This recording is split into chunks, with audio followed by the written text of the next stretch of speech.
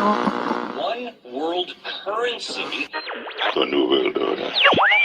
Those are the roots of trouble. I imagine that right now you're feeling a bit like Alice, tumbling down the rabbit hole. Let me tell you why you're here. You're here because you know something. What you know you can't explain, but you feel it. You felt it your entire life. That there's something wrong with the world. You don't know what it is, but it's there, like a splinter in your mind, driving you mad. It is this feeling that has brought you to me. This is your last chance. After this, there is no turning back. You take the blue pill, the story ends. You wake up in your bed and believe whatever you want. You take the red pill, you stay in Wonderland, and I show you how deep the rabbit hole goes. All I'm offering is the truth, nothing more. For we are opposed around the world by a monolithic and ruthless conspiracy that relies primarily on covert means for expanding its sphere of influence, on infiltration instead of invasion, on subversion instead of election, on intimidation instead of free choice, on guerrillas by night instead of armies by day. It is a system which has conscripted vast human and material resources into the building of a tightly knit, highly efficient machine that combines military, diplomatic, intelligence, economic, scientific, and political operations. Its preparations are concealed, not published. Its mistakes are buried, not headlined. Its dissenters are silenced, not praised. No expenditure is questioned, no rumor is printed, no secret is revealed. But I am asking your help in the tremendous task of informing and alerting the American people. And now, welcome to another episode of Down the Rabbit Hole. Here's your host, it's Popeye. Ladies and gentlemen, welcome to another live edition of Rabbit Hole Radio. I'm your host, Popeye. Tonight, I have an interesting broadcast for you. We're going to be going back in time. We're going to be going back to July 15th, 2013. We're going back 10 years ago. I did an interview with a man named Fritz Springmeier. And I was his first interview that he did since getting out of prison. And Fritz had been put in prison under some BS charges in order to shut him up. And the reason was because he was getting quite popular at the time in the 90s. People were starting to pay attention to what he was talking about in the books he wrote. One of his most famous books is titled Bloodlines of the Illuminati. Great book. I have it. I suggest you get a copy of it. You can probably still get it on Amazon, I think. You're going to hear an interview I did with Fritz 10 years ago. And you're only going to hear the part of what I can fit of the interview into 2 hours here because of time constraints. But if you go to Rumble, go over to rumble.com and then look up Rabbit Hole Radio if you haven't already subscribed to my Rumble channel. And the full interview will be streamed there uninterrupted. It's almost 3 hours long. And I was only able to fit in about an hour and 54 minutes of it. So there's a lot that you're going to miss. So go over to rumble.com, Rabbit Hole Radio, over on Rumble, subscribe, and you'll see the full interview is going to be streamed there. And you'll be able to listen to the entire interview uninterrupted over at rumble.com. Look up Rabbit Hole Radio. All right, let's get to the interview, ladies and gentlemen. Here we go. This is Fritz Springmeier.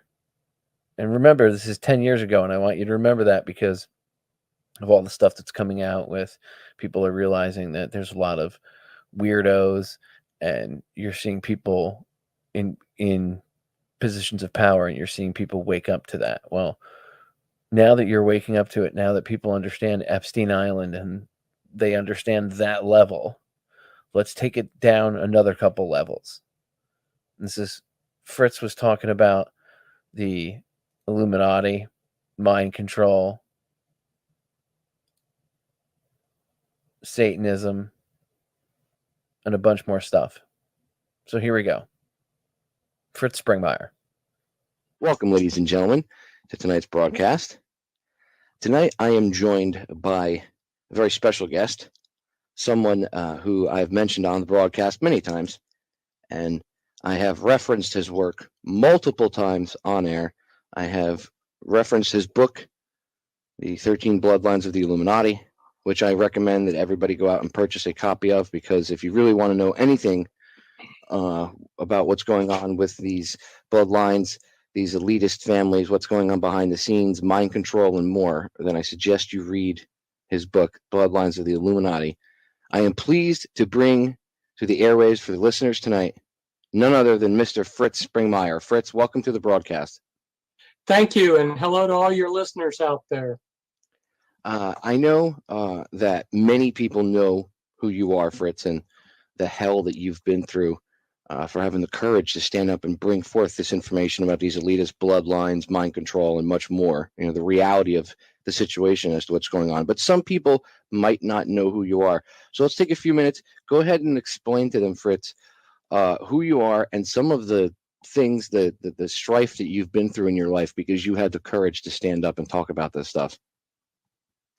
Okay, well, building upon what you already told the audience, and yes, I am an author. I wrote 7 books, a series of 7 books on the Illuminati, and 3 of those books dealt with the Illuminati's total mind control, which is a type of mind control way beyond the imagination of the common listener, probably about 1 million times more powerful than they're imagining if they're not familiar with my work.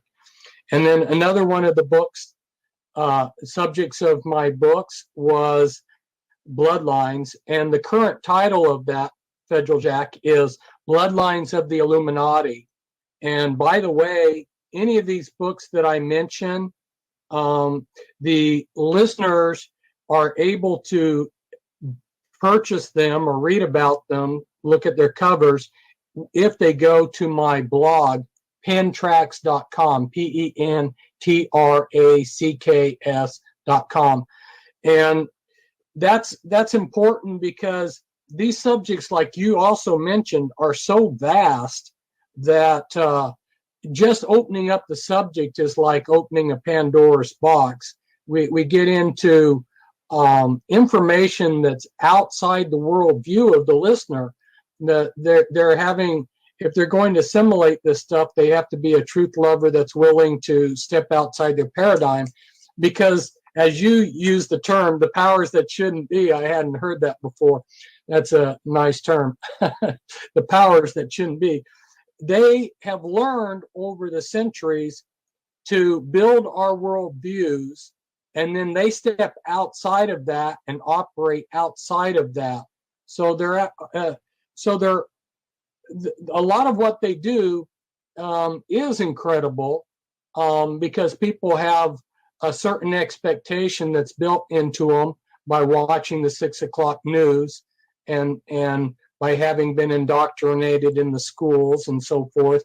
And to step outside of that is really difficult.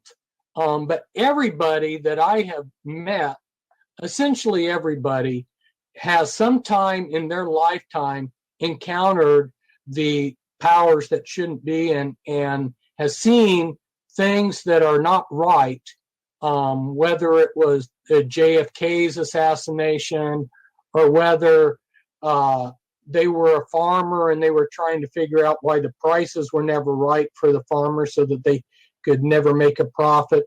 Or maybe they're like one of my neighbors who had called, she had a company come in just to spray her fruit trees, and they used something that was even more expensive than what she had asked them. They used Agent Orange. And then when she called the Environmental Protection Agency, which is supposed to be our watchdog, when she tried to call the government to get some help, and she even had the lab proof of what they had sprayed, and her dog died and her kids came down with cancer. None of these people that were supposed to be protecting her did. They could care less. They laughed at her.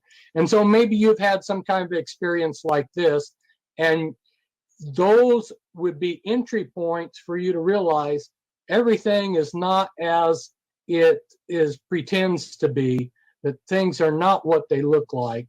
And maybe you're willing to look underneath the surface. And in that case, an excellent place to start would be my books, which are very extensive.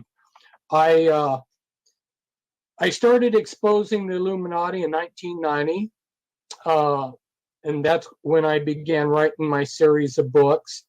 I did thousands and thousands of hours of research on them, investigating these people from every angle, from every source I could, and spent years gathering this information for the listener. The repercussions of that, as you said, were rather dramatic. At first, for several years, they just brought people into my life that observed what I was doing, watched. They surrounded me with people, and of course I had CIA type people following my car all the time. And then in 1995 is when everything hit. They waited about 4 years, and then basically everything fell apart. I had everything coming at me from different directions. I survived that year and was again watched and monitored for a number of years, until again the house came down on me in 2001 when the feds raided me, and then they managed to come up with some charges a couple years from then, which actually stuck in court, and I did 8 years in federal prison, and I'm still on probation. I've been out for a couple years. I'm still monitored. I'm still harassed, but I'm blessed. I feel blessed. God has preserved me, and I'm still going forward, and love life and encourage the listeners to get out there and enjoy life. Love life. That's what it's about. I'm all for life. The other kingdom, the kingdom of darkness, is about death.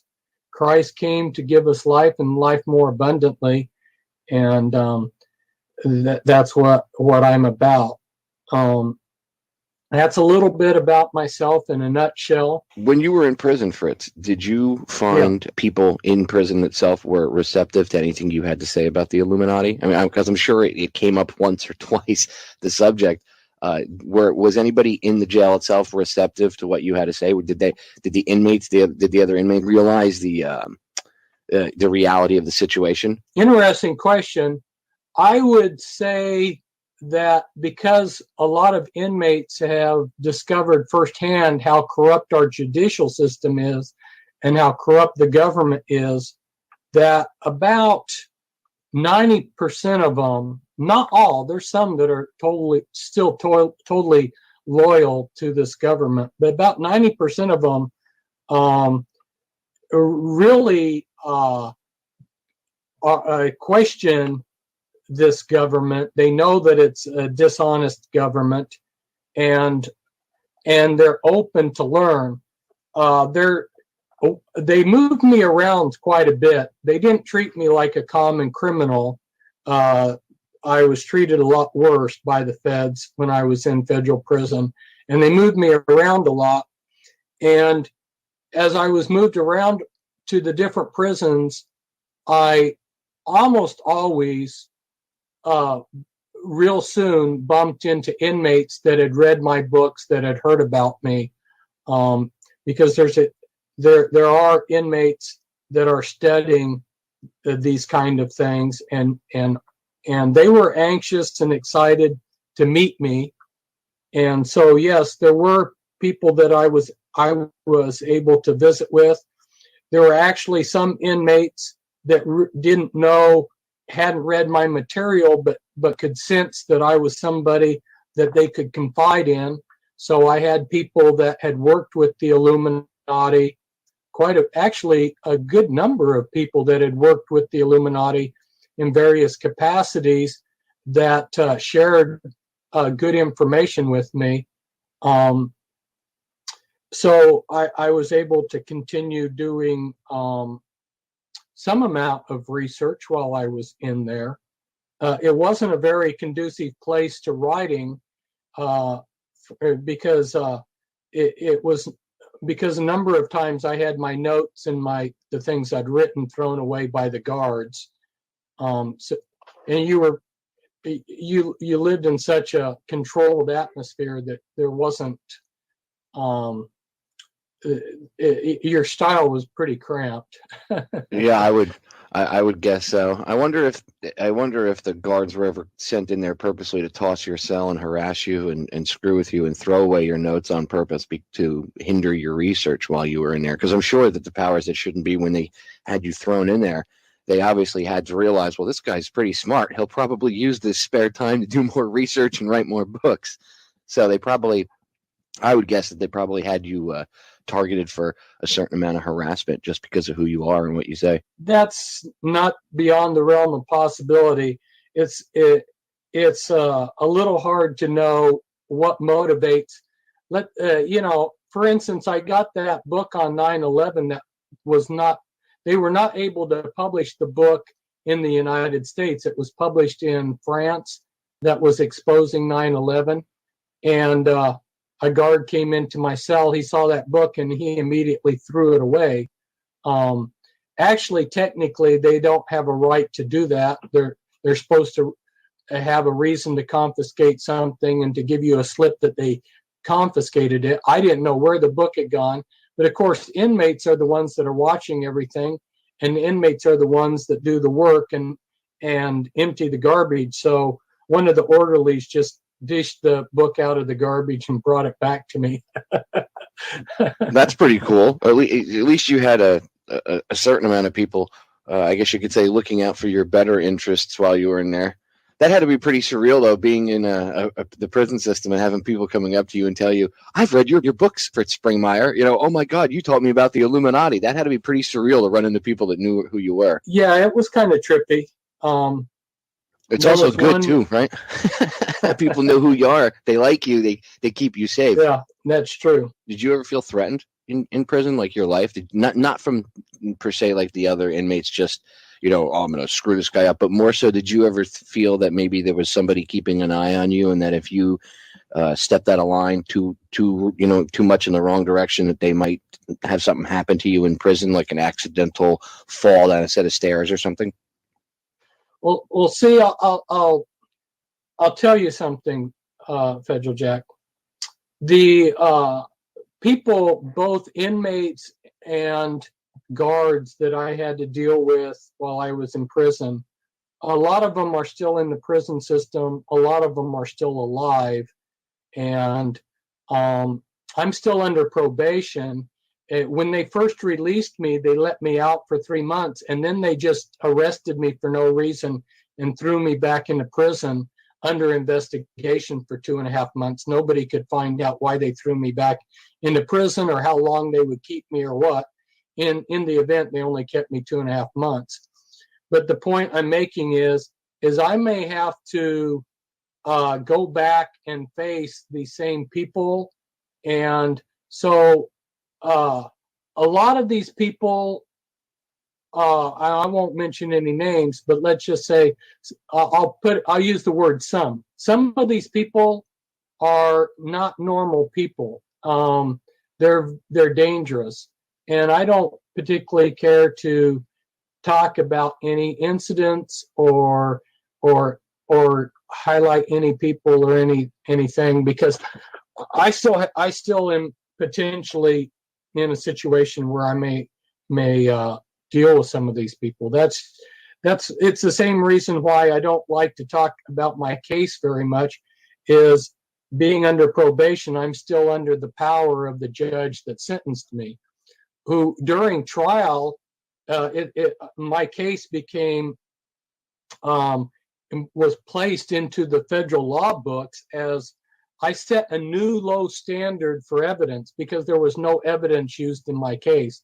And the judge kept saying, as like he was saying some Buddhist mantra or something, circumstantial evidence can be used to prove anything. Which, if you think that through, you know, that's like saying, well, I heard Santa Claus on the radio. I saw Santa Claus's picture in a book, you know, therefore Santa Claus exists, you know, circumstantial evidence. And that's all they used. And these people are some of these people are exceptionally not nice, to make an understatement. And so I prefer not to discuss things like this because it would be to my detriment in many ways. Understood and completely respected.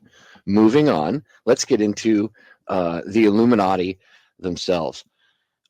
You know, I think a lot of times when people hear the term Illuminati, you know, if they're not versed in this, if they haven't done any research, the average layman, if they hear the term Illuminati, a lot of times the first things, you know, obviously that pop up in their head now because of pop culture and because of the level of mind control on a mass level that everybody's exposed to, that, you know, automatically they think of kooky conspiracy theorists, tinfoil hattery, craziness, you know, and automatically if you say that, if you're trying to have a conversation with somebody and you keep saying they, and someone goes, well, who the hell are they? And you go, the Illuminati.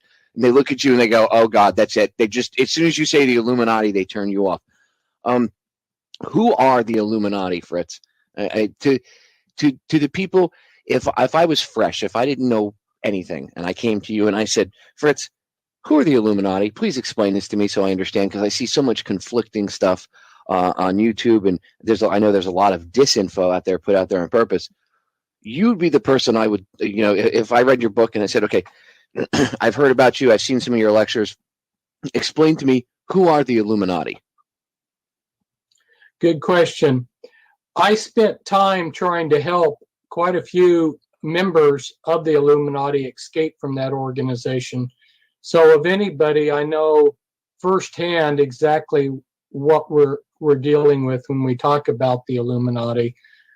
First, let me go back and mention that, you know, the father of our country, George Washington, he's very respected. You can go back and read his writings. He warned the country about the Illuminati. So somebody as prestigious as President George Washington was warning the American people about the Illuminati. So it's not a pie in the sky lunatic subject. A lot of very informed people have known about it. The word itself is something that they created. I didn't come up with the word. They came up with the word, and they've used it for hundreds of years. It means illuminated to divinity. And this is what the ancient rulers, like the pharaohs and the Caesars and the Babylonian kings, they believed that they were divine, that they were gods, and the rest of us were like ants. And so the Illuminati goes back to those ancient ruling bloodlines who have bifurcated, and they have hidden their lineages quite a bit. That's why I went back and I showed that our presidents are closely related and our presidents are derived from these bloodlines. Here we thought that we had broken away from the aristocracy of Europe, but then if you look behind the scenes, you see that they quietly maintained their hold. They just fooled us into thinking that we had gotten away from the elite. So these are elite bloodlines that created our system and have run the system and used the system to control the world. And they have these bloodlines it's not like they have come into power. They were the ones that have created the institutions of power. They're the ones that are the stockholders of the Federal Reserve. They're the ones that are behind Wall Street. They're the ones that are behind the corporations. They're the ones that are on the interlocking directorates of these corporations that everybody says pay the politician. Getting the words prostitute and politician mixed up. The politicians are their prostitutes, and of course, if you're higher up in the political arena, you're very likely one of the bloodlines anyway. So that's who the Illuminati are. They're powerful bloodlines. Another way of looking at them is to call them generational Satanists. Now, publicly, some of them have gone on record as saying they're Luciferian. That it's not Satan that they worship, it's Lucifer. And some of the people take issue with me calling them Satanists. But I worked with dealing with their mind control that they do to their own members. And I can tell you that once you learn the rituals, once you learn what they're really all about, there's no other way to describe them than to really accurately say, these people are satanic. Let's not sugarcoat it, you know. I mean, somebody like Joseph Mengele, who was a Grand Master, if you study what he did in the concentration camps, if you want to call that Luciferian, call it whatever you want, but I would say that kind of evil can only be properly understood with the label satanic. I find it interesting. It's funny that you say that. Albert Pike didn't like to be called a Satanist. I'm a Luciferian, as if the Luciferian, out of the two, they're both say they come from they both come from the same evil culture, right? We'll say then they try to break it down into two subcultures of that evil, where you have Luciferian and Satanist, and the Luciferians almost act like the Satanists. I'm doing air quotes when I say this because they're all the same, but they almost act like the Luciferians look at themselves like they're the upper crust of that group, and that almost like the Satanists are the lower of the two. It's amazing. When Pike talked about this, I was like, are you kidding me? I mean, not only is this guy twisted, but he's so twisted that he's arrogant. I mean, they even look at each other and separate each other by class in their own little groups. It's amazing. Right. Yeah. They have deluded themselves into thinking that they have the light. You'll notice that people like Pike use the word light a lot. We're moving into light, we're getting enlightenment and so forth. But it's like up is down and light is darkness and darkness is light. They're so confused on everything. And then they have taken that confusion and they've externalized it into our culture. So our culture is all upside down too. The values of people are really twisted. I've actually been focusing on that subject a lot lately. That's one of the things I talk about quite often, is how the morals and the values of this country are screwed up. In fact, I did quite a controversial segment on this a few weeks back. Probably one of the most quote unquote controversial things I've done in a while, right? Use because we're internet based. If someone lets it fly, it's not a big deal. You just keep going, So I used it for emphasis to prove a point about morals. And I was explaining how people get more upset about hearing the F word than they do about drones bombing some kid and blowing some kid into little pulpy pieces in some foreign country. And I went into detail like that. And with the bomb, with the description of what happens with a bomb. And then I went and I dropped the F-bomb. And I did it as a way to prove a point. And my point was proven because people emailed and whined that I had said the F-bomb. and nobody complained and mentioned anything I said about killing little kids and droning them with drones. No one, and I my whole point was this, to prove that people, it's amazing how backwards this country is, because although even 50 years ago, dropping the F-bomb would have been, taboo, people would have looked at what's going on with these drone strikes with complete and utter disgust. And I think that at least 50 years ago, the morals weren't as topsy-turvy in this country as they are now. And you know what I mean? People would have, it just wouldn't have been so, like Kevin Costner said in JFK, white is black, black is white. You have to go through the looking glass. That's why I named the name of my radio show Down the Rabbit Hole, because we literally are down the rabbit hole and everything is completely 180 degrees from what it should be. Exactly. I agree with you. That's a big subject, just totally. And just astounding that they are convincing people that the worst thing on this planet are humans.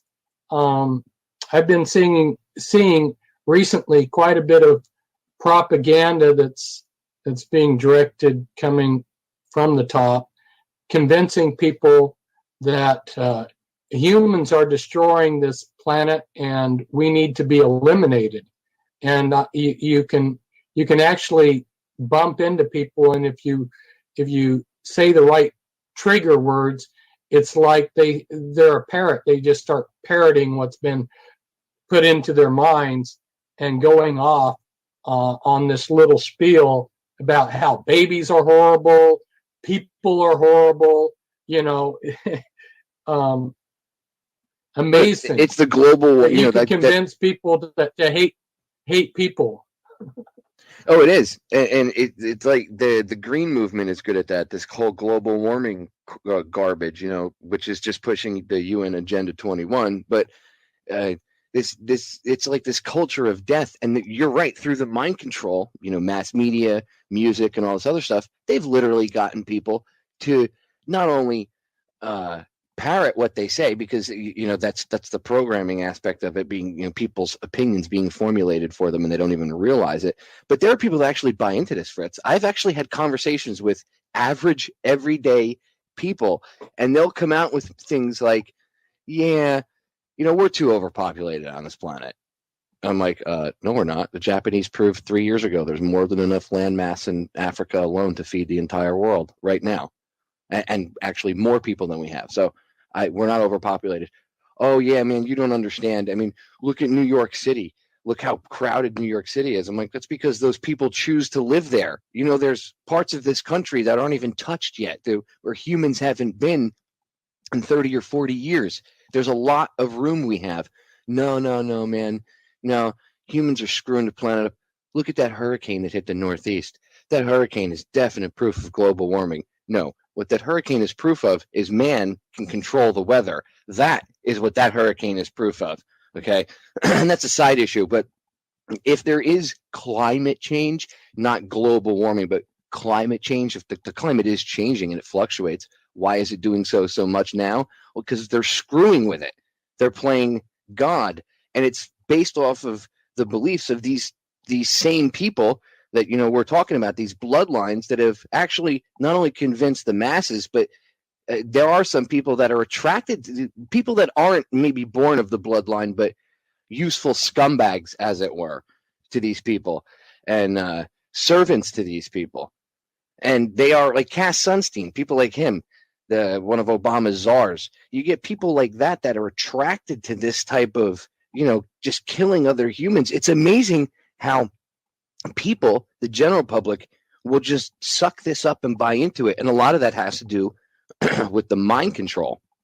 I don't think people realize the level of mind control that's put out there on the general populace every day. I mean, you see it, especially, it must be incredible for you, having all this knowledge that you have, to be able to look around and see things. You literally must be like Neo in the Matrix when he sees all the code, and at the end of the movie, he's looking at the hallway and he sees everything in green code. That literally must be your life 24 hours a day, Fritz. Well, back in the early 90s, I got so far ahead of everybody in my understanding that it became very lonely. and I was reaching the point where it was hard to relate to anybody. And so what I had to do is put a lot of this information on the shelf and step back and start working to integrate myself back in to be able just to relate with the common person. And that's what I did, because like the Word of God says, we're not to be of the world, but we're in the world. In other words, I'm not going to join the mass of lemmings that are they think that they're moving forward with progress, and they're like, get out of the way, or you're going to be trampled on, because you got to run with the pack. This is progress. I'm not going to run off the cliff with everybody else who doesn't even know where this world's going. But on the other hand, I still need to be down at their level to where I can relate to them and understand what they're going through and understand their view and be basically at least pretend to be a normal person. That's got to be rough. I mean, knowing the level of research that you've done. I mean, I've done a lot of research over the years, and I know others that have done lots of research as well. But I mean, Fritz, the level of knowledge that you have in your noodle is amazing. I mean, I know that I could sit and have a conversation about how, like I was having with you about Pike, the difference between Satanists and Luciferians, or at least what they think between the two of them. Not many people could understand that or be able to, extrapolate any information from that. So I really, it's amazing the knowledge that you have in your head. There's a few other things I wanted to pick your brain on. One of them actually, it goes back to something we were talking about a little earlier. The whole Satanist thing, the fact that these people do actually worship Satan. A lot of people have a hard time dealing with that. And I know people of many different religions, and when we get into a conversation about maybe someone that's a quote unquote member of one of their religions, right? A high ranking person, whatever, whether it be who pretends to be a Christian or a Muslim or a Jew, whatever. And they're politicians, and they'll say, oh, well, he's a good Christian, or he's a good Muslim, or he's a good Jew. And usually it'll be the Muslim, the Jew, or the Christian, whoever. Like if it's Christian, we're talking about, sometimes we talk about everything, but a lot of times I'll bring up, to bring the point home, I'll show something that, it's a Christian that maybe they believe in, and I can show how this person's connected. Or if it's a Muslim person, I know same thing, with a Muslim. Or if it's a Jewish person, I could show someone, who's Jewish, and I could show how it's connected. It's like trying to open the door for them. And a lot of times they'll say to me, well, that goes against the basic tenets of their religion. They wouldn't do that. I wouldn't do that. And I find it's pretty difficult this is the biggest gap, or one of the biggest gaps I find, when you bring up the word Satanism, because it just sounds so grandiose, I think, and so what's the word?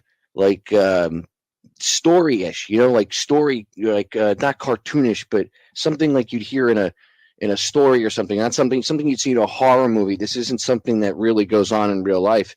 And people don't realize that they pretend, a lot of these politicians and stuff pretend to be Christians or Muslims or Jews, but they're not.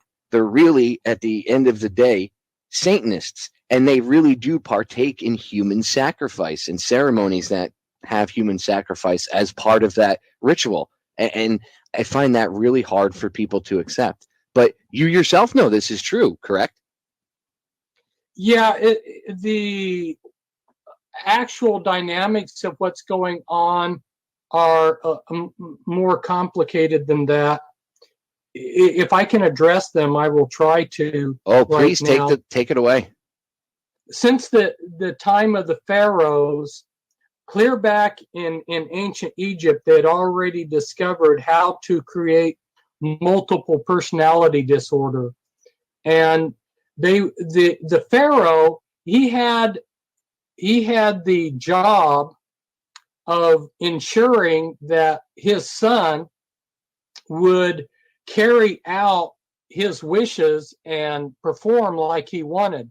So the pharaohs learned how to carry out mind control on their own children and how to create programmed multiples clear back there. That was one of the things that I was privileged to expose, was their secret mind control that they've been doing for thousands of years. So when they create a multiple personality person, they will take a few personalities that are going to operate in the real world, and they're going to try to give them the best front or the best persona that they can.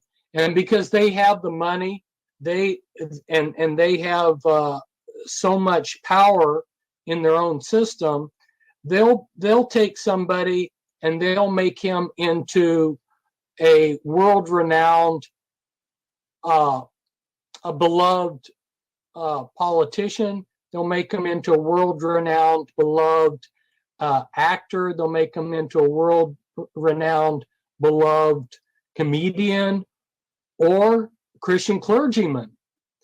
In fact, your leading Christian clergymen are Illuminati. They're program multiples. And in my writings, I expose a number of these leading Christian ministers.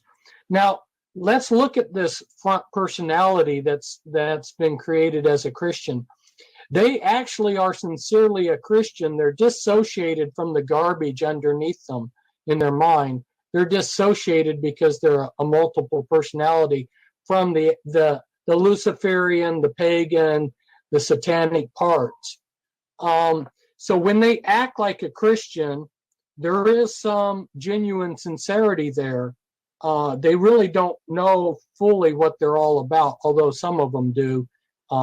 Some of them have been compromised to the place where their front parts know enough to realize that they're fakes. But not all of them. So there is a certain level of sincerity with what you're seeing. And then as you go deeper into the mind, to these deeper altars, which are personalities, you will have some that are designed for pagan rituals. When you get involved with studying Wiccan rituals, you will hear from pagans, well, we're the original religion. We just love trees. We love nature. We love Mother Gaia, blah, blah. And again, you're seeing something that's portrayed as benevolent. But then underneath that, deeper than that, you'll come across Luciferian altars, personalities. And then when you get to the deepest part of the mind, that's when you actually get into parts of the mind which have been made into personalities, which are totally committed to Lucifer. That's why what you see is not what you get. There's a deeper level of understanding to these. But unfortunately, everything that we used to try to evaluate what a person's about has been obsolete our entire lives. In fact, what is amazing to me is our understanding of other people. Like, you look at men trying to understand women.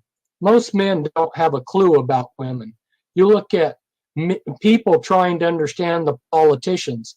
They really have no clue as to what they're looking at. I had a lot of Christians this last election who were voting for particular candidates, presidential candidates, and I could see that they didn't have a clue as to what they're dealing with. And they're using outdated ways of things that are obsolete. The way that their theories about people, their ideas about what make people tick, are totally bogus, and they're totally ignorant of how little they know. I think that is maybe one of the first steps of intelligence, is realizing what we don't know. I agree. The sign of a good researcher is someone who's able to admit that they don't know everything. You know, I say to my listeners all the time, you learn something new every day, and you should make that your goal to learn something new every day. Right. You know, even if it's the tiniest of things, doesn't matter if it's related to the conspiracy end either. I mean, you can take a lot of the lessons that you know, or your lessons from the things I say, or some of the guests say, and you could, you know, take that information and put that towards your personal life. And I've done it myself, and that's real change. That's how we stop this. Because one of the reasons they're able to get away with doing this vast level of mind control, and I know people don't think this is real, but it is. The reason why they're able to get away with it is because we, whether we realize it or not, we willingly partake in this. Now, it's sometimes it's been manipulated, and our opinions are formulated for us again through the mind control. But we part of this is we have to make our own choice to do this. I know that they believe in some. In my research, I've come across that I don't know if it's all of them or just some of them, but there's this, and I don't remember if it's a rule or some sort of tenet or whatever it is, but that they believe that they have to tell us what they're doing. It's some sort of karmic thing or something like that. So they have to, they can screw us, but they have to let us know that they're doing it, so that I guess we're being informed to a certain extent. And that's one of the reasons why they throw it in our face with some of the movies and television that we have, amongst other things. I think a lot of it is trying to like twist and formulate people's opinions and control society as a whole. Because that's what I see. I mean, I see people's opinions being formulated by what they see on the boob tube. Like you said, you'll have a conversation with somebody and buzzwords start coming out of their mouth. I mean, I've had conversations with my father, for instance, who back in the day, he used to watch Fox News. I'm proud to say he no longer tunes into it as much, and he does see through the BS. But like, I would have a conversation with him, and I would hear him almost regurgitate a talking point that I heard like Sean Hannity or somebody say. I had seen a clip of it online, and it, you know, maybe he had a program the night before, said something outrageous, and maybe the next day or a day or two later, I spoke to my father, and he would almost regurgitate this talking point, which I had heard been spewed so many times by, we'll say, Fox. And the same thing happened with other people in my family with CNN or MSNBC. And for someone like me, I can sit back and look and go, wow, it is amazing how they use the boob tube to control and formulate people's opinions. And it's this mass mind control. Mind control is so vast. It's amazing, ladies and gentlemen. Again, you're going to hear the term MK Ultra. That's an umbrella term for some experiments the government did, but this stuff goes way beyond that. And to be honest with you, I learned something new from Fritz today. You actually helped me just put something two and two together. When you were talking about the Pharaoh, I realized, wow, they've been doing it to their own kids since, like 2,000, 3,000, 4,000 years ago. They've been doing this where that's one of the ways I know that they do pass on this sick, twisted desire and bloodlust is through this, what do you call it, trauma-based mind control and the things that they do to these kids. And then that's why they become psychopaths when they're old enough, and then they put them in positions of power, and they don't have problems killing and maiming and doing stuff either. And then they perpetuate it by doing the same things to their children, who then do it to their children. It's amazing how it just ended up getting passed down from the pharaohs. See, I didn't realize that's where it got its start. See, so you just helped me connect something. Yeah, it's been insanity breeding insanity. History has been kind enough to give us at least a little picture of the insanity of some of the Roman Caesars. Just the story of Nero, for instance, fiddling while Rome burned. These people are sick people. The bloodlust, killing their own brothers and sisters and their own mothers, and they're psychopaths. But the thing of it is these elite bloodlines have never stepped down. People need to ask themselves, when did the powerful elite ever say, you know what, we're tired of running things, we're tired of running the show, we're tired of being worshipped as gods, we're just going to step down and let these serfs, these little slaves, these little people in their huts run the world? They never have. The only time that we thought that we began to get away from that was in the American Revolution, And that's why I went through and I showed in some genealogy work that I did, some genealogy charts that I put into the Bloodlines of the Illuminati book that show that our presidents are closely related, and our presidents are related. They're tied in with these elite bloodlines. So we didn't get away from it at all. We still, and on top of that, even let's say make the false assumption that our presidents weren't of these bloodlines, which there may have been a few that weren't. Even if they weren't, consider the fact that the money and that got them into power and all the people around them are still controlled. So at any rate, they're puppets. George Bush, the number 2, King George II, was a programmed multiple, and he had one of his personalities was Data Boy. It just was used for his handler's amusement.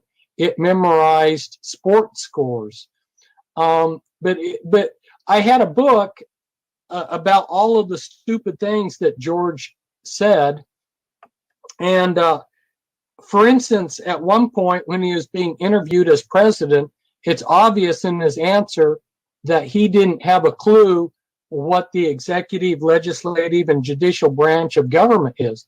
Now, I ask you, how can somebody be president and not know the difference between the judicial, legislative, and executive branch of government?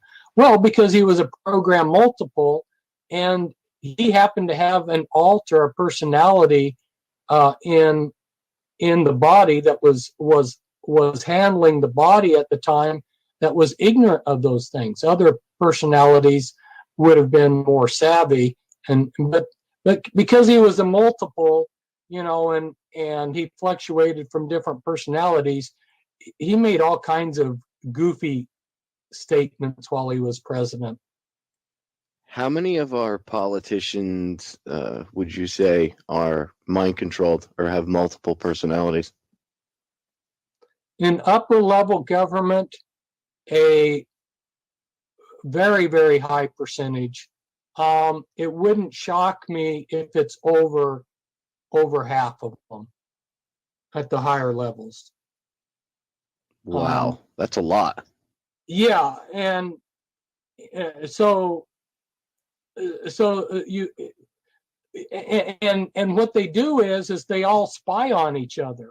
Everybody's set up to spy on each other, so nobody can break the circle. Nobody can get out of line. That's the all-seeing eye is one of the Illuminati symbols, and it represents the fact that Lucifer or Satan has wanted to become godlike, where he can be omniscient and watch everything. Well, one of the ways that they can watch everything is they program all of these people to watch each other. So it's everybody snitching, everybody spying on each other. It's truly insanity. It really is. And then when you try to explain this to people, because people naturally have questions, people that don't understand this, the questions they ask, if they're paying attention, like in fact, the other day I spoke at a college class. There's a professor at a university down here where I live who he has me come and speak at his class like once a year. And it's literally a class on conspiracy. And he comes at it from multiple ends. He shows the skeptic side. He shows a lot of the conspiracy itself, what's going on. But he understands this. He's not he doesn't bash it. He actually tries to get people interested in this stuff. He's very well researched himself, and he, if I remember correctly, he writes for Global Research. He writes articles for them from time to time. But while I was speaking in his class, one of the questions, and it was good, because I have to honestly say that these kids were all in their mid-20s and they were very engaged in it. I mean, they had stayed. The class ended at 10 o'clock and they had stayed till 20 after to finish hearing me talk. And they were they were all glued to their seats until I was done. They wouldn't get up. Not one of them left. And they were asking good questions. Like I tried to get questions from the audience, and one of the questions was, when you look into this, when you go down the rabbit hole, so to say, and you don't realize that there's more questions than there is answers. You don't, like when this conspiracy is so big, this thing is so vast, that when you research it, you realize, you start this to answer one question, and it leads you down a path where you find more questions instead of answers, and it leads you to have to do more research and more research. And she said, will you ever get to the bottom of this? And I said to her, honestly, I don't think any of us will ever know everything there is to know right now. Perhaps if there's like a shift in consciousness, and we do have this big change where we are everywhere all at once in our mind or whatever, we can understand things and we're connected. Maybe, I don't know who that's in the future. I really can't predict that type of thing. But when you research this, I said, yeah, you're right. You do go down the rabbit hole, per se, and there you end up usually finding more questions. With answers come more questions, because when you find stuff out, it leads you to asking, like you look into it and you find out that they actually do sacrifice people. They actually do rituals and stuff like that, we'll say, right? And people will say, oh, well, no way. Come on, they can't do that. Well, you would, if you look at it that way, that doesn't just end there, right? Their curiosity doesn't end, because usually a question follows that. A question being something like, why would they do that? Or, I would never do something like that. Why would they do that? Well, there's another question, which leads you to down the point, of, well, these people are psychopaths. They are nothing like you or me or anybody else. You and I and most other people have love and compassion. And these people, it's literally been bred out of them, multi-generational. And like you said, that's a great term. Insanity breeding insanity. That should be a bumper sticker, Fritz. I had the privilege, I guess that's maybe the word to use. There was a woman who had been kidnapped to be sacrificed, and she was taken out into the country by this high-level coven, and she was one of the few people that's been fortunate. She managed to escape, and then she had a friend who knew about my research, and the friend had her come and visit with me about her experiences. The point being is, I've met someone who was faced being sacrificed and escaped. I also got to interview a Christian man who accidentally on Halloween came across out in the country it was a satanic coven that was getting ready to sacrifice a little boy and a little girl that had been kidnapped the day before. And he called the police. Fortunately, the police were close to that area of the country. They got there, and when the police came up, they told him, well, you called us. We're going to deputize you. You lead us up there. So as they started to go up the hill, the coven leader tried to speed up the sacrifice and raise the anathema to kill the boy, and the police ended up shooting him before he could stick the knife into the child's heart. And then the next coven leader tried to finish the sacrifice and had to be shot too. So, these things happen. They're happening all around, but our controlled media doesn't give them the coverage that they should get. I've met with many people that have bumped into these kind of things. People that were out in the country and came across rituals at night and barely got away with their lives. Were chased and barely got away with their lives. Another man whose daughter was killed by a Satanist, just on and on. So these things do happen. Unfortunately, they're pretty well covered up. For instance, a policeman that I knew was telling me about how one man had taken photographs with he had lens that where he could stand back, telescopic lens, where he could take picture of a sacrifice. And when he gave them to the state, when he gave them to the local police, the state police came real quickly and covered it all up. And end of that whole thing. So anyway, well, you know that leads me to another question. A lot of people have, you know, and this is actually just from things I've noticed on my own, but also I've noticed that these are, you know, when you discuss this with other people, like I said, eventually these questions get thrown at you. Another one would be, well, are these cases connected? So do you think this coven that where they shot the two, you know, the the CO and the XO, as it were, they shot the first and second in command. Do you think that coven was connected to, maybe another coven where maybe they were members of law enforcement or judiciary or politicians, perhaps? Because I know a lot. It's very surprising who you come across when you look into the satanic worship and these covens and stuff. You come to find out that there's a lot of I guess famous people. I mean, everybody from sports players and movie stars to politicians, lawyers, doctors, and I find that it really is interconnected. But what say you? I mean, you're somewhat of an expert on this. Well, I would say more than somewhat of an expert. You are an expert on this. You are one of the foremost experts. As that expression goes, it's a small world, and so many things are interconnected on various levels. And so, yeah, there's a vast interconnection. When I started working with people that had been in the Illuminati, they broke down for me the Illuminati structure. It's 3-tiered, and the first level is called the anarchy level.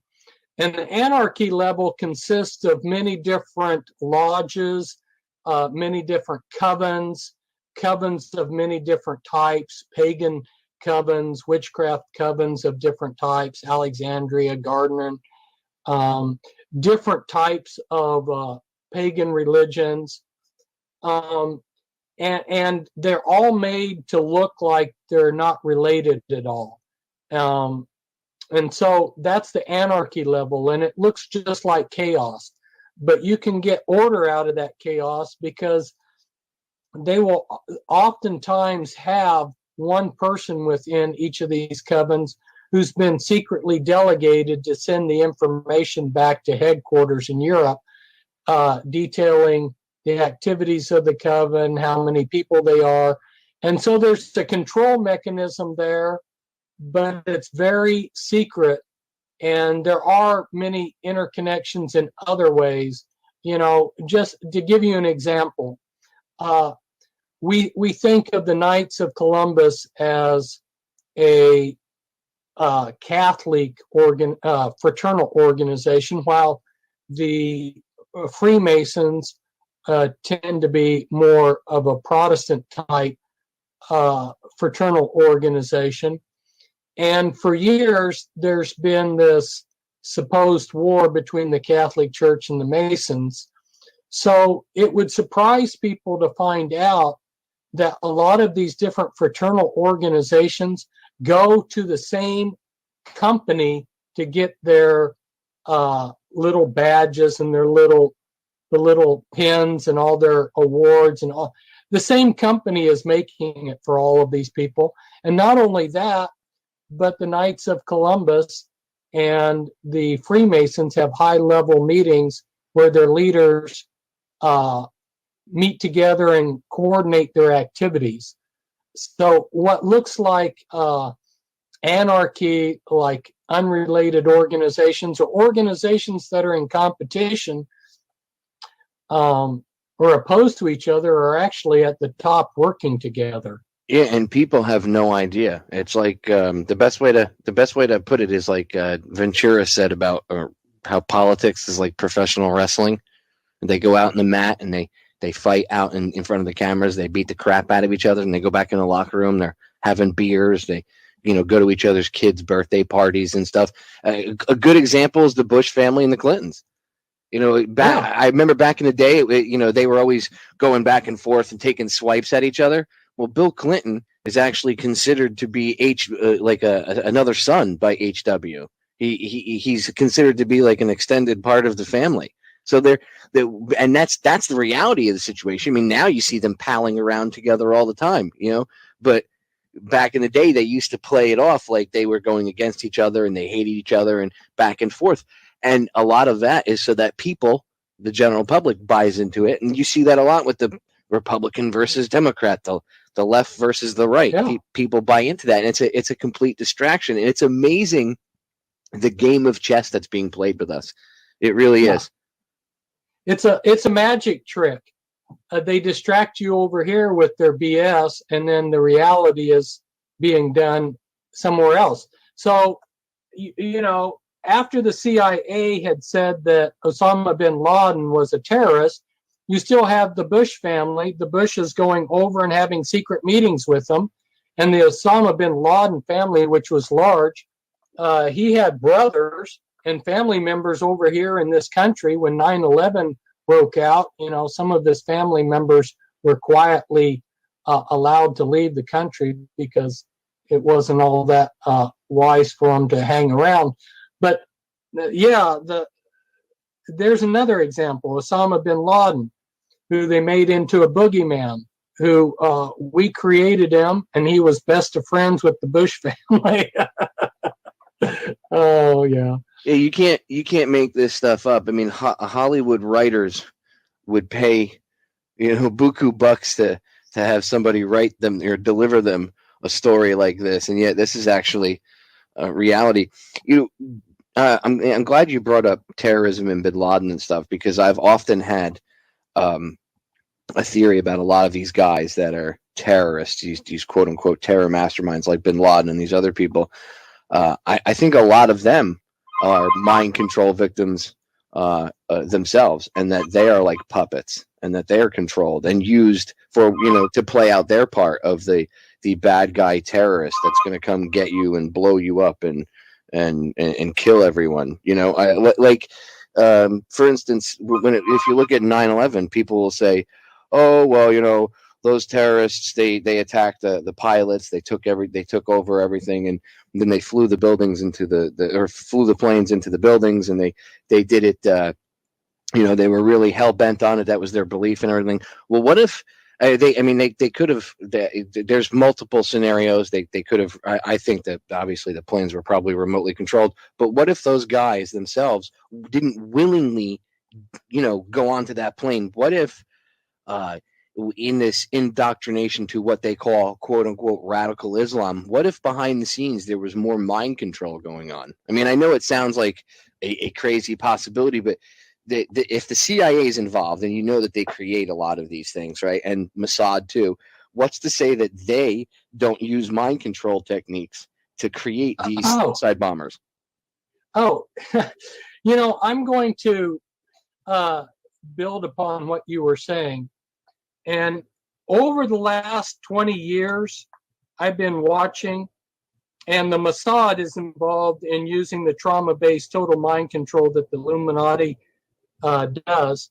And interestingly, you'll notice that every time Israel needs the Palestinians to do some act of terrorism so that the Israelis will get some sympathy and can push through some kind of program, there will be some Palestinian terrorists blow up a school bus of children. Well, let me tell you that those Palestinians are under Mossad mind control.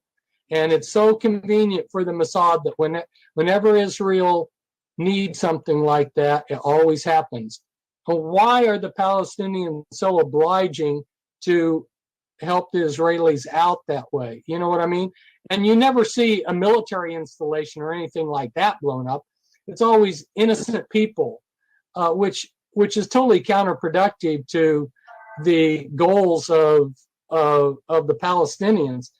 So yeah, you're on the right track. These are scripts, and it's like one Illuminati Grand Master told his daughter, who I was helping to get out of the Illuminati. He had told her that the whole world's a stage. That they're just carrying out these detailed scripts, and they're plots within subplots. They're very complicated, but they're going in a particular direction. And sometimes what would be more helpful for people is don't look at all the details. And the analogy to this is let's say somebody came and they were having personal problems in their life, and they started telling you all the details of the interaction between them and their wife, or them and their child, whatever the problem is. The details may be contradictory, but look at the process. Look at the process of what's been going on. Don't get distracted by all the contradictory details. Look at the process, and the overarching process, and you'll see the overarching agenda, and you'll get a better understanding of what the script is. Yeah, and it's like we live in a movie, and what we see as movies and television are just distractions within that movie that we actually live. I mean, if people have seen, for people to understand what I mean, if you go and watch a movie, right? You sit down, you watch something on your television. In the movie, the character might be watching television at some point, or watching a video, or using a computer, right? Well, right. It's the same thing we're doing when we're literally the character using a television or a computer or something. Except we live in this movie that's I mean, I don't even know what to call it. Which it's amazing how they blur the lines, the level of control, the level of things they do to people, even through like media. Like, let's look at Big Brother, these reality TV shows, right? It started off with this show Big Brother. Interesting choice of names for a reality TV show where they have cameras everywhere. And, back then when that show first came out, Fritz, it was very kind of taboo. People were like, oh my God, wow, they're going to have cameras all over watching everything you do. That's crazy. And a lot of people were like, you see, they're conditioning you for people to get used to it. Now, fast forward, I think the show's been on, I don't know, 10 years or 13 years or something like that now, somewhere around there. And we'll say more than 10 years. So now the show's been on for a long period of time. And in that period of time, you've created this I'm doing air quotes again, genre of television which obviously it was manipulated and created by people that knew what they were doing to begin with. But this reality television now has everybody used to having cameras all over the place and being watched. And what do you see sprouting up everywhere? On street corners, light poles. I mean, out in the middle of the countryside.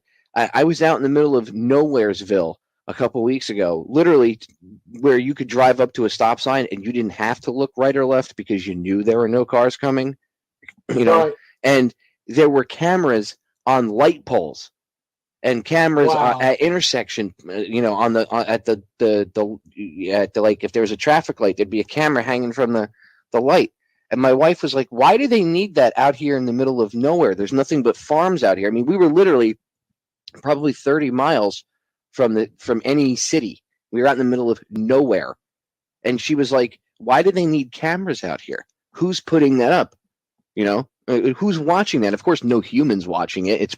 There might be a bank of television monitors where someone checks it out, for a period of time, but that's all being recorded and databased.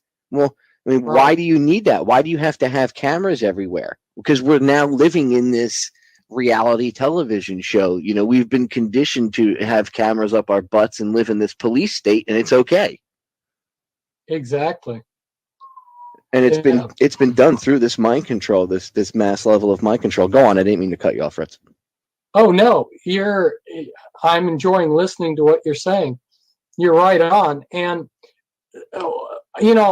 back in 1979, I got the opportunity to travel to Libya, and some of these countries that our news media makes out to be, dictatorships where there's no freedom, because their society was structured so entirely different than America. It was not a police state like United States. If you travel to some of these other countries, you'll actually feel freer because you're not being watched all the time, and there isn't a police car on every block. Literally, there's sometimes I drive through Portland, Oregon, and there, it is amazing. There is a police car on every block. And I was driving with someone, and I said, watch this, we're going to turn off here, and I bet that we encounter a police car every block for the next 10 blocks. We did. And my question is, why do we need that many police? But then you go to some of these countries where they don't have that, and you actually begin to, for the first time, feel free. But Americans who have grown up with this police state atmosphere, they don't know what it used to be like. They think that the police have always been like this. It's crazy. I'm old enough to remember when cops actually still had uniforms that more resembled a postal worker's uniform with the striped pants, and they had shirts, but it was a button-up shirt with a tie. I don't see them dressed like that anymore. Now they all dress like Darth Vader in SWAT outfits, and they have tactical gear and bulletproof vests on, things that say sheriff across the front or police. When I was a kid, they were more friendly. The cop in town knew you. I got caught doing things when I was a kid I shouldn't have been doing. And the one detective, half the town cops knew my mom because she worked for the town at one point. And when they caught me, I was lighting fires in the garbage cans in the park that was a couple miles, about half a mile behind my house. And long story short, the detective caught me, or somebody caught me, and they called the cops. The detective came over, picked me up, and he said, "I'm not going to arrest you. I'm going to take you home." I actually begged him to take me to jail, because at that time, you were, what I mean? That the prospect of them taking you to the police station wasn't as horrifying as going home and having your mother, put her boot up inside your butt. And now it's topsy-turvy. But instead, he took me home. He didn't, wreck my life and take me to jail. He didn't he didn't mace me or tase me or shoot me or anything like that. He took me home. He did what he was supposed to do. And he took me home, and he told my mother what I did, and he let my mother deal with me, which my mother, swiftly dealt out the appropriate punishment for at least what she felt was appropriate. And I'll tell you what, here I am in my late 30s, and I still remember this. And I was only, maybe 13 years old, 14 years old, and here I remember the lesson. So obviously she did something right. But now the police don't do that anymore. It's amazing that now you see kids getting tased and beaten and pepper sprayed and maced, shot. It's like everything is just, I always say this. I woke up one day, walked outside, and it was Bizarro world. If you've ever, like Superman, Bizarro Superman, that's where we're in Bizarro world, Fritz. It's like, what? Yeah. What the hell happened? Everything is reversed. Yeah, they'll have someone on the ground in handcuffs and tasing them. I saw something almost that bad the other day, and it was pretty upsetting. It was hard for me to not get involved, because you had a whole bunch of police that were, quite frankly, they were bullies. And this guy was compliant. He was down on the ground, and they weren't going to give up. They were going to get their jollies. And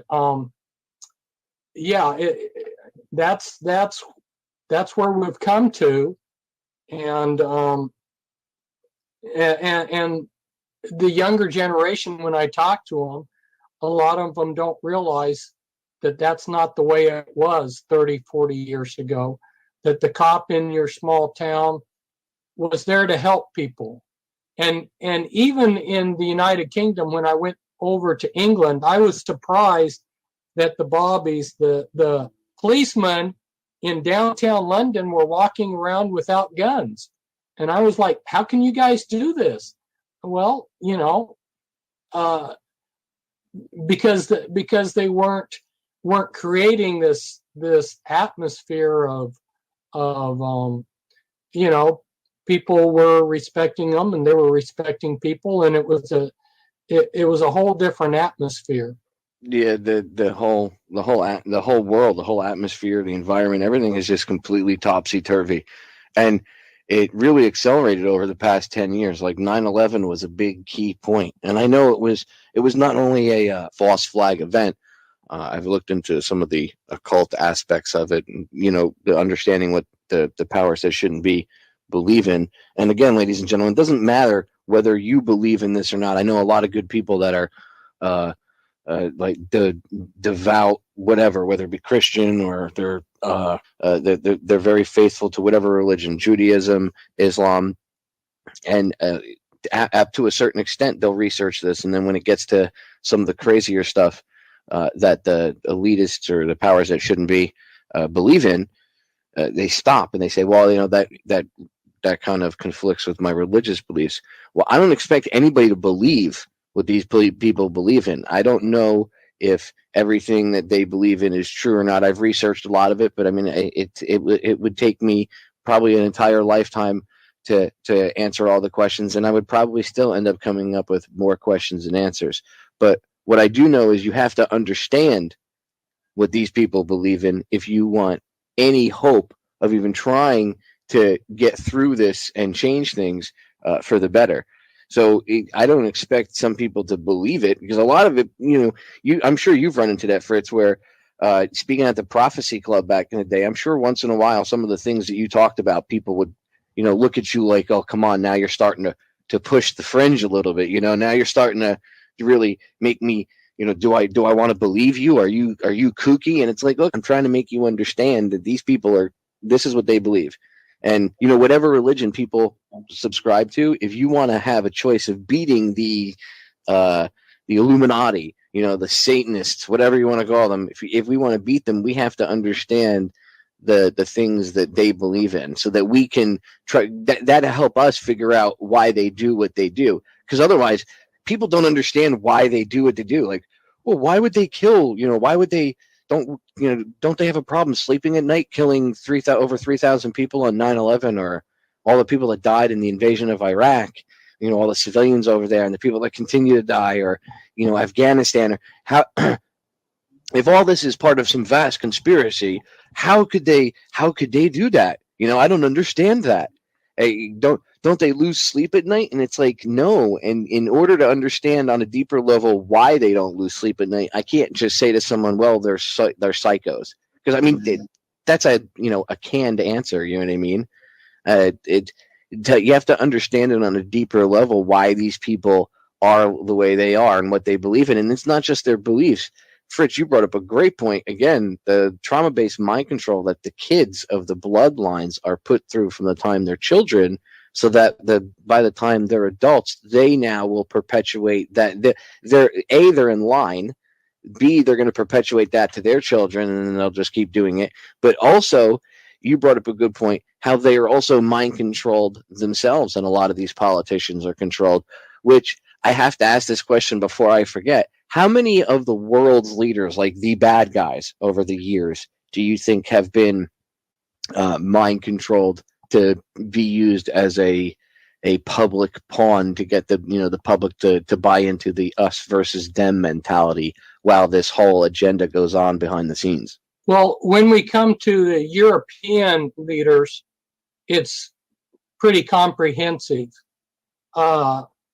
When we look at China has a lot of high-level Communist Committee members and other leaders within the Chinese apparatus that are also Illuminati. So within China, the English-speaking world, like America, Australia, Canada, Europe, these countries, it's very extensive. With your third world countries, they have a lot of other methods for controlling people in third world countries, the leaders.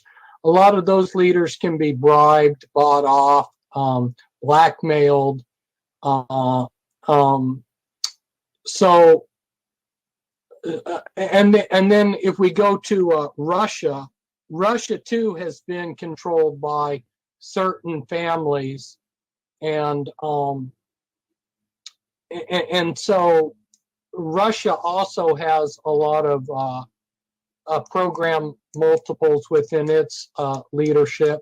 But then one thing too is the Illuminati bloodlines, as I worked around them and watched them, they use the mob, they use controlled crime groups to do a lot of their dirty work. So like here in Oregon, the Illuminati were using the Mexican mafia, you know, or like the Lee family, which is a Chinese Illuminati family that was in Hawaii, was interacting with the Italian mafia and other crime groups in Hawaii. So they over the years there's been a close connection with organized crime and the Illuminati. Some of the mafia, Italian mafia families, and quite a few of the Jewish Mishpucha mafia families are Illuminati. So there's a crossover there. I've often said to my listeners that if they see something, you know, like Israel versus Palestine, or they see Israel doing whatever, and they go, oh, well, the Jews. And I've said often, look, you have to understand it. They're not Jews. These people are fake. They're really Satanists. They're these illuminated ones, these Illuminati. And people will argue, well, how is this person controlled, or how is this person controlled? Because it's all bloodlines, or, you know, and if it's not a direct, if it's not like a direct right off the bloodline type thing, as in like George H.W. with his son, where it's publicly known that he's of the bloodline, you have a lot of these people on the side are birthed out of the bloodline, like Bill Clinton. He's a Rockefeller. A lot of people have no idea that he, you know, by blood he actually comes from the Rockefeller clan, but it comes from one of his. I think it was his mother ended up. She worked at the Rockefellers, and she ended up getting impregnated by one of them, and this happens quite often. And then they use those kids from these different affairs in positions of power too. And of course, I'm sure they put them through the same mind control techniques from the time they're children. I've seen evidence that people have presented to me, because mind control is something I've researched for a very long time. I've seen evidence that Bill Clinton was mind controlled. You can even see it in some videos where he's just sitting there with this like dazed, glass-eyed look. You know what I'm talking about, Fritz? Right. And not only was he subjected to their trauma-based mind control, but he was also slated. He was one of them that they identified as presidential material, and he was groomed for that job from the time he was a small boy. They have some very sophisticated methods for identifying the talents of young people, and then they decide what path they're going to put that child on, and then they start grooming them and developing them for that particular position. So he was groomed from early on to be president. Wow. At like what age are they picked? in their 20s, or do they wait until they're in their 30s? Do they scout them real young? What, like, how do they do it? I think, I'm trying to remember in his particular case, I think it was like about 8 years old that they had decided that this guy was presidential material. He thought that the idea was ludicrous. When they started grooming him that direction, he himself didn't see himself as presidential material, but over the years, as they continued to see how he developed and steer him in that direction, it became more and more feasible that, yeah, I maybe I could be president. But when they first started grooming him, that the idea to him was a big joke. That's what an eyewitness told me. That leads me to the next question of how many presidents have been groomed through this mind control process now. I mean, you see a lot of them, like you mentioned Bush Jr. We just talked about Clinton. We can get into Obama in a second, because I think there are times he even looks like he's a puppet and he's being controlled. Sometimes you could see the look in his eyes, and it's almost like there are different Obamas. There's a couple of different personalities he's got. But how far back does this grooming, mind control of the politicians go? I mean, was Kennedy? Did they try to do the same thing to Kennedy, or was he the example of why they had to have this mind controlled presidency process? Because you can't have a president that you think you can control with sex and drugs and other things, and then he actually stands up and tries to be president, and then you have to blow his brains out in a public venue. It's much easier just to have a mind controlled goon in there right from the get-go that you've molded over 30 or 40 years. And I would have only thought that maybe they picked him in his 20s, but it's amazing that they started looking at him that even that young of an age. But that does concur with the things that they do. Anyway, how long would you say this has been going on, where they've been grooming these mind-controlled presidents for? My understanding of that is pretty limited. Speaking about John F. Kennedy, his brother Joe Jr., was actually the one that had been initially slated to become president. And Joe was on a plane in World War II that blew up and over in Europe, over the English Channel. And so his father wanted one of his sons to be president, and went ahead, and drafted John F. Kennedy to him. But originally he wasn't slated. And I've wondered if that may be part of the reason why JFK ended up having a mind of his own. He definitely, like you said, he decided to be president. He thought he was president, and he started unraveling and undoing everything that they had on their agenda. Across the board, everything that they had that they wanted done, he was dismantling it. And so it's not surprising that the whole system collaborated to shoot him. And it's really surprising that he was able to break free like that. And I don't know the whole dynamics of how he was able to be his own person, because I think that he for sure had to have had some of the standard mind control, but his front personalities must have been strong enough that they decided, you know what, I'm president, and this isn't, I don't like what the puppet masters want to do, and the people love me, and I'm just going to move forward and be president. So yeah, that brings up an issue too, that remember, we're dealing with program multiples, and their front personalities will have vastly different beliefs and thinking than the deeper personalities, which is one of the reasons why they come across so sincere. That's one of the ways why the deception works so well, is because let's say you're a student of body language and you're like, well, he doesn't look to me like he's lying. Well, no, that front personality really believes the stuff that he's saying.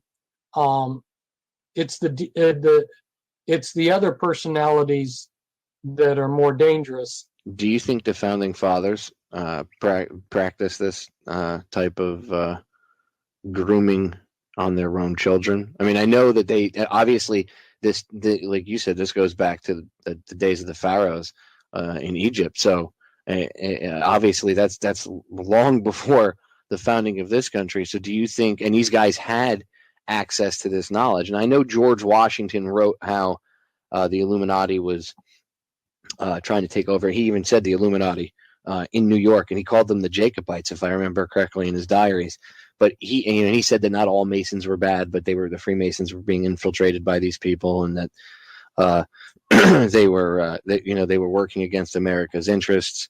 And some people say that Washington was in on this agenda. I haven't seen enough evidence to say that he was in on the agenda.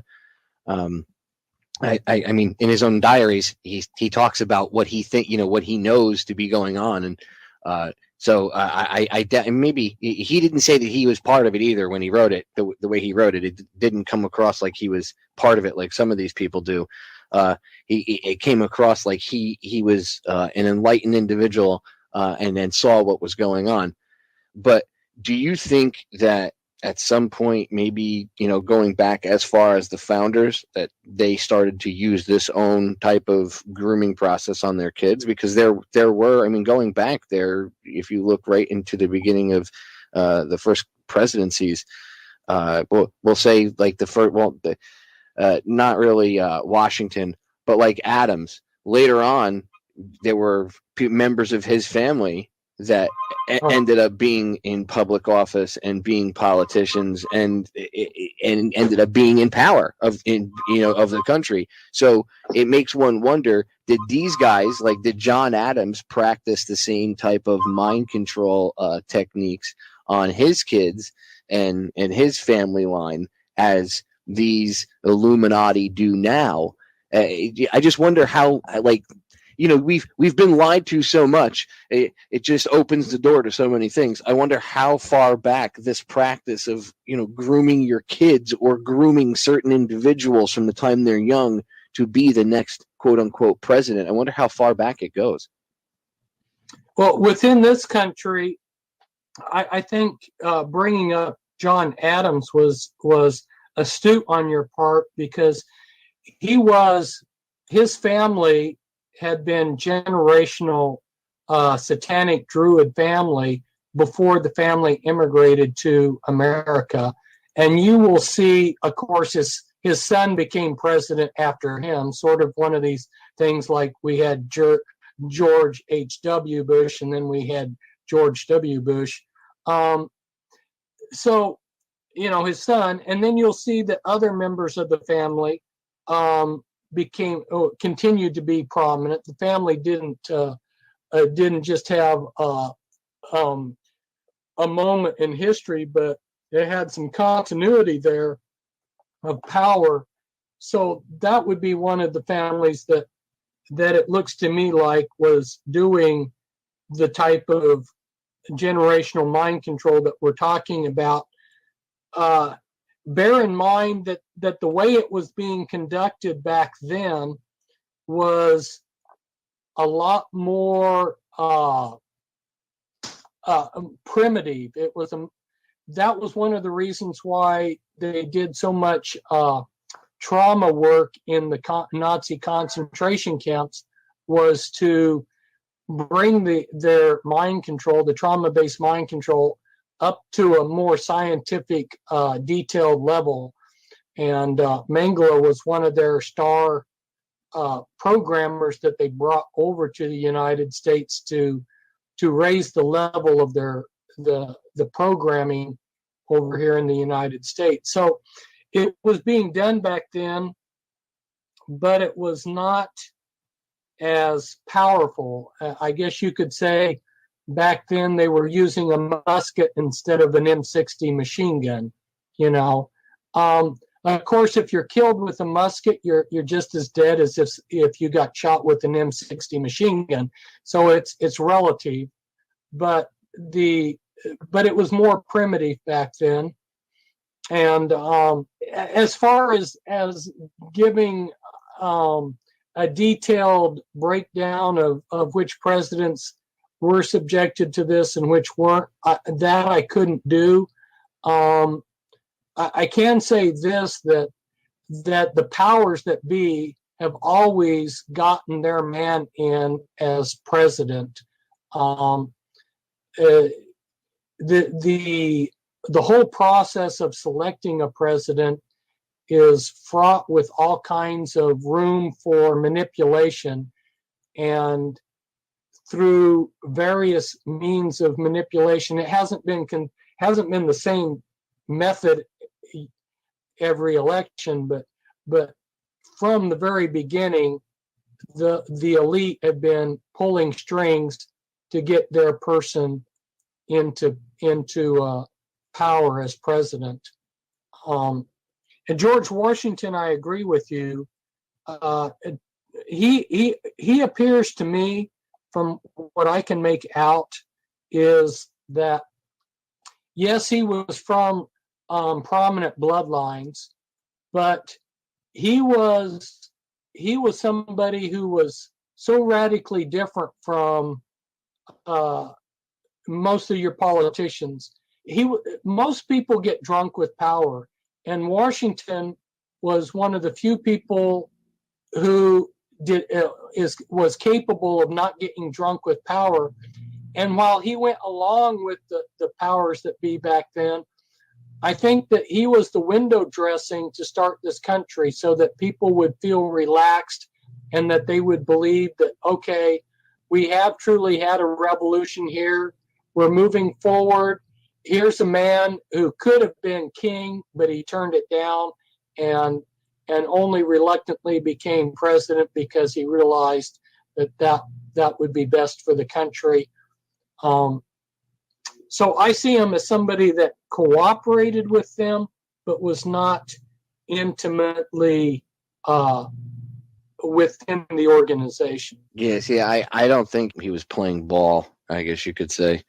And a lot of people, I think that's one of the reasons, I wonder if that's one of the reasons they made that statue of him in the Baphomet pose as kind of a almost like, I guess, dirtying his image, because he wouldn't have been part of that, you know what I mean? So that would have disgusted him. I mean, Washington didn't even like swearing.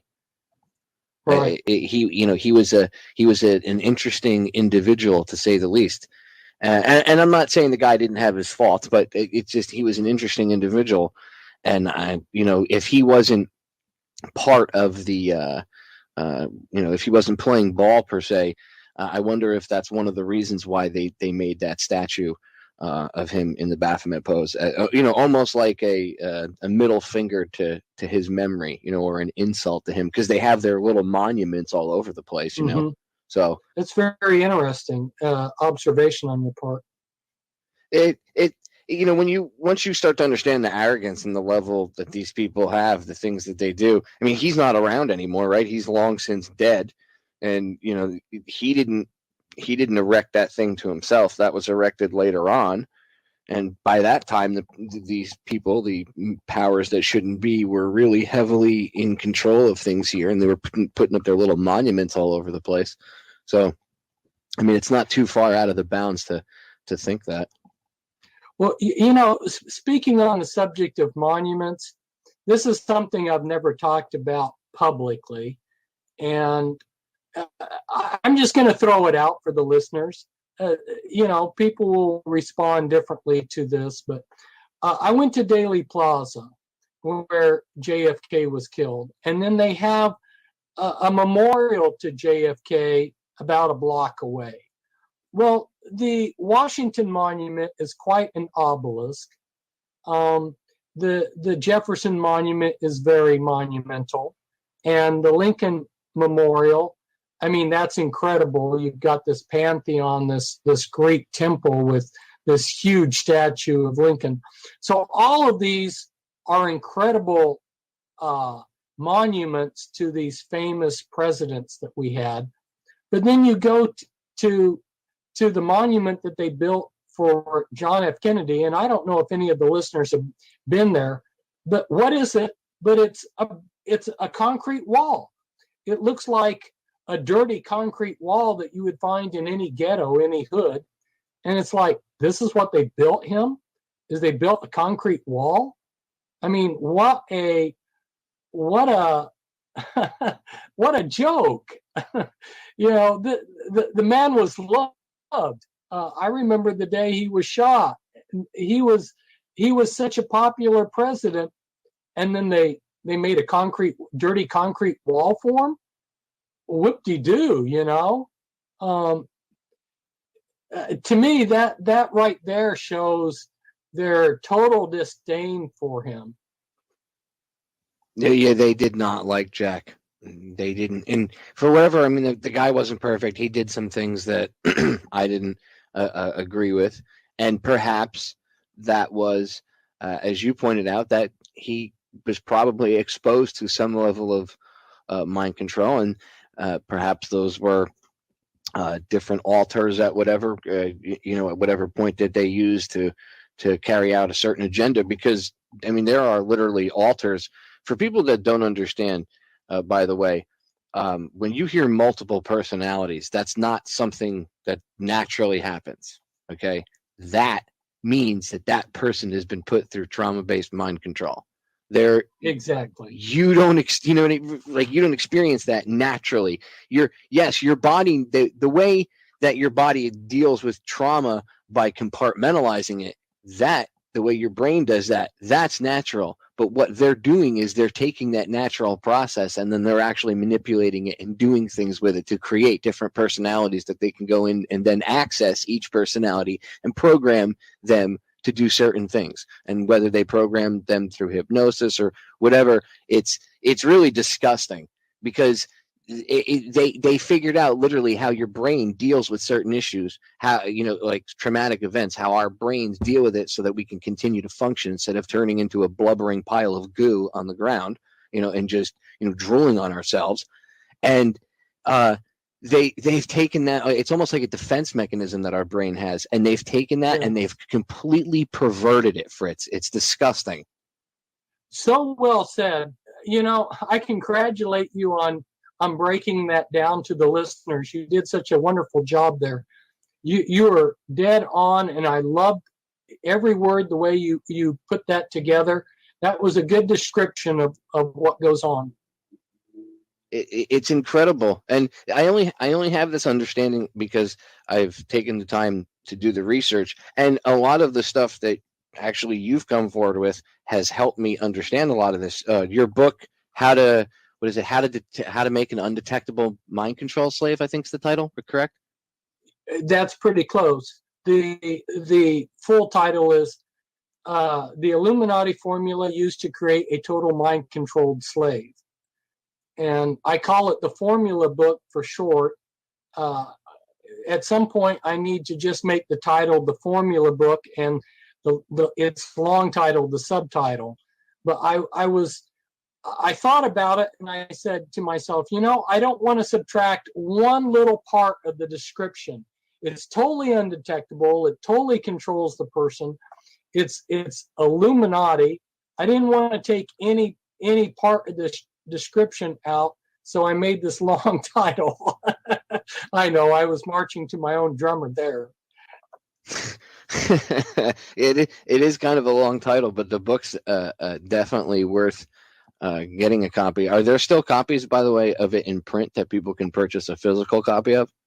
Yes, I have the formula book and its sequel, Deeper Insights, available for people if they go to my blog. My blog is pentracks.com, pentracks.com, pentracks.com. Pen like you're writing with a pen, tracks like a rabbit leaves tracks in the snow, pentracks.com. And my books are a number of them are there available for people to purchase. And I urge everyone to purchase all of Fritz's books, whatever that's in print that you can get your hands on. I have Bloodlines of the Illuminati. When I get a little extra money, I'm going to purchase the other ones because, and look, ladies and gentlemen, I all the time say myself that you should get books. I often have many different authors who I've read and who I respect on the broadcast, and I always urge you to get their books. And what do I say? Ebooks are great, and I'm sure you can find ebook copies of Fritz's books out there. But you know what happens if the electricity goes out? Your ebook doesn't work. If there's a solar flare, your ebook doesn't work. If there's an EMP blast, your ebook doesn't work. But guess what does work? That paperback copy that you have in your hands that you can flip through and sit there with a flashlight or a candle or go out in the sunlight. Ooh, there's an interesting concept, actually seeing the sun once in a while. So you can still physically read. There's a reason why books have lasted thousands and thousands of years, and the PDF file's only been around for maybe 10, 20 years at the most. Okay, that type of electronic information can be perverted, twisted, changed. People can edit things, revise things, but it's really hard to edit or revise a book when it's printed and sitting on someone's shelf. So go to Fritz's site and purchase his books. Fritz, one more time, throw out your website. Okay, it's pentracks.com, pentracks.com. And the books that are up there on the internet, by the way, those are pirated versions that they're giving away free. Some of the people that have put my books up for free on the internet for years are actually don't even like me. And so you can see where they're coming from. Some of the books at times have had the text changed on them. And so there, I've had people confront me about things in my books.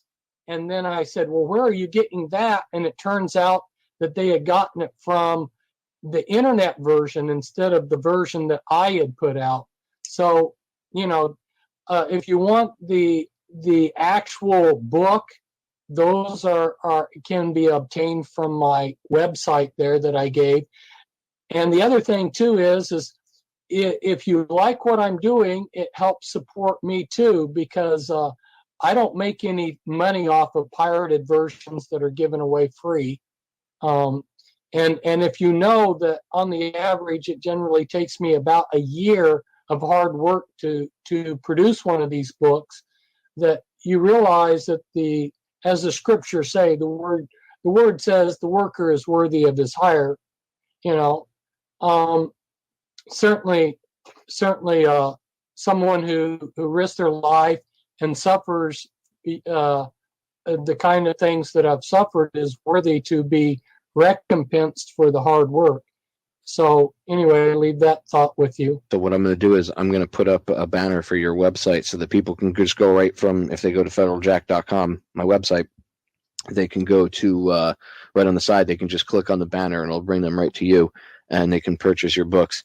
And then that way, when they hear this broadcast either live or in the archives later on or on YouTube or wherever, tune in, and it's floating around there in cyberspace. And they'll hear and they go, oh, okay, cool. I can just go right to Federal Jack. And by that time, the banner will be up. In fact, by the time the interview airs, I'll have the banner up. So people can just go right, click on it, go right to your website, and then order your books. And ladies and gentlemen, like Fritz said, he has put his life on the line. So I have no problem supporting his work. I've referenced his stuff hundreds of times. I've played some audio from him, from audio clips on YouTube back in the past, but nothing beats actually having the man on the broadcast. And, I support him. So I urge you to as well. He's a good guy. He really sticks his neck out there. And, he actually does.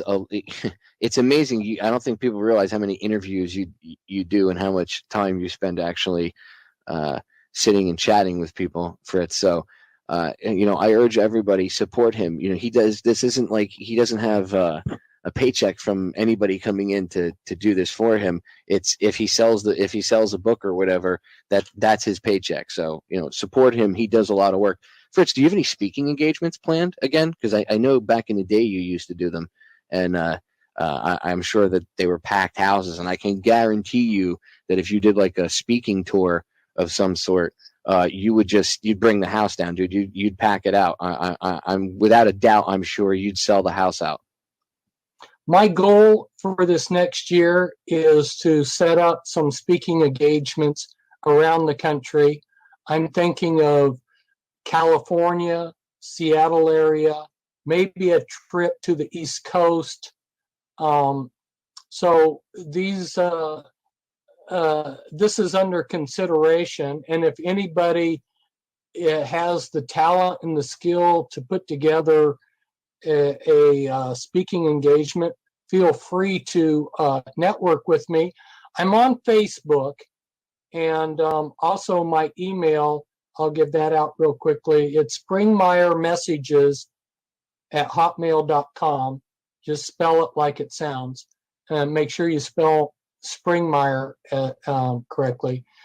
And I have a Facebook presence. If somebody wants to become a friend on Facebook, you need to tell me why you want to become my friend, because lots of people request that. But I'm not going to accept every stranger that comes along. So give me a heads up as to why you want to be my friend, and hopefully I can network with some of your listeners, and we'll have an ongoing relationship with your audience. Yeah, and I urge everybody, if anybody wants to, check Fritz out. He's a real stand-up guy. He's cool, and just like he asked, when just follow the process that he asked to friend request him on Facebook. If you do that or whatever, because like he said, he has to have some sort of filtration process. Believe me, I know it's that. A lot of times you get trolls too, and I'm sure. If I'm getting trolled, I can guarantee you Fritz Springmeier is getting trolled on Facebook. So without a doubt, I'm sure that you are a target. You have, you put yourself out there, Fritz, and you talk about a lot of stuff that people just are either afraid to talk about, or really, I find a lot of the stuff, the misinformation that's out there about this stuff, the bloodlines, mind control, all that.